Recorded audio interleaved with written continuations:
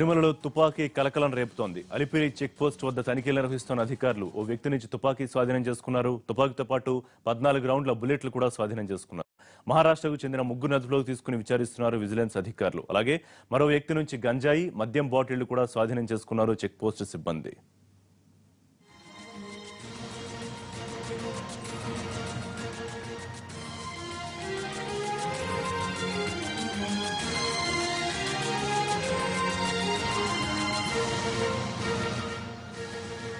తిరుమలలో తుపాకీ కలకలం సృష్టిస్తోంది. అలిపిరి చెక్ పోస్ట్ వద్ద తనిఖీలు చేస్తున్న అధికారులు ఓ వ్యక్తి నుంచి తుపాకీని స్వాధీనం చేసుకున్నారు.